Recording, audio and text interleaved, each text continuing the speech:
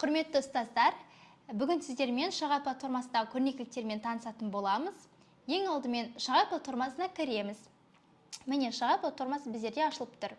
Енді біздерде сол жақ бөлімде ең төменінде көрнекіліктер деп жазылып тұрады. Осы көрнекіліктерге өткен кездерде сіздерге өздеріңіздің пәндеріңіз және де бағалау, кері байланыс, топқа бөлу, ұйымдастыру кезеңі, ата-аналарға арналған жиналыс, ашық сабаққа арналған көрнекіліктер, тағы да басқа көрнекіліктер қамтылған. Сіздер күніне 15 көрнекіліктерден өзіңізге сақтап алсаңыз болады. Ол қалай жүзеге асады? Бірге көрелік. Мысал үшін жалпы бағалауға кірелік.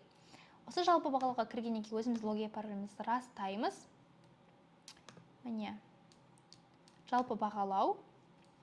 Одан кейін міне, біздерде көрнекіліктердің аттары, мысал үшін ғарышқа сапар тәсілі арқылы бағалау деген бар, автобус арқылы бағалау деген бар. Мысалға асық тәсілі арқылы деген бағалау, бұл 2 көрнекілікпен жүреді, немесе 3 көрнекілікпен, 4 көрнекілікпен жүретінде көрнекіліктер болады. Ол үшін мына жерден іздеуді бассаңыз болады. Асық туралы көрнекіліктер керек болатын болса, асық деп жазыңыз. Бағалаудың ішіне міне, алтын асық тәсілі арқылы бағалау, асық тәсілі арқылы бағалау. Міне, егер де 3 көрнекілік бірдей атаумен жазылса, демек үшеуі бірге жүреді деген сөз. Сонда қаперлеріңізде ұстағандарыңыз дұрыс. Оны қалай сақтаймыз? Үстінен басқан кезде бірден осылай загрузка бөліміне түседі. Міне, осылай ашамыз. Біздерге түсті, осылай қолдана береміз. Міне, тағы да түсті, тағы да осылай қолдана береміз.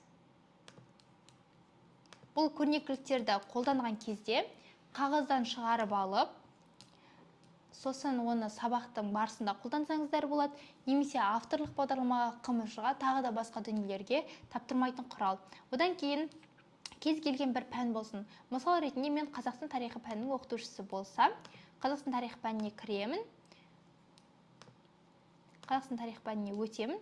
Одан кейін маған сақтар туралы сабақ өтемін бүгін. Сақтар деп іздеймін. Поискқа сақтар депті. Міне, сақтар туралы бірнеше көрнекілік шықты. Додекаэдр бар, сақтар туралы, сақтардың карталары бар, одан кейін сұрақтары бар, презентация түрінде суреттері бар. Мысал үшін, мынадай сурет сақтап алып көрейік. Сақтар туралы жазба деректер. Сақтар туралы деректер қалдырған авторлар. Геродот, Теодор, Арен, Птолемей, Плиний, Пампитрок, Страбон, Ктесий, Полен деп барлығы жазылып тұр екен.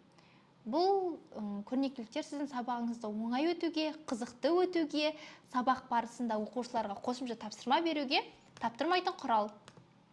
Міне осы секілді өзіңіздің сабағыңыздың тақырыбын айнытпай дәл кітап бойынша жазсаңыз, міндетті түрде шығу керек. Немесе кілт сөздер арқылы да іздесеңіз болады. Сыныппен іздеуге болады. Негізінен сабақтың тақырыбын жазып іздеген өте тиімді деп айтар едік. Сонымен қатар біздерде бастауыш барлық пәндерден осындай көрнекіліктер қамтылған. Назарларыңызға рахмет. Көрнекіліктер бөліміне таныстырылым аяқталды.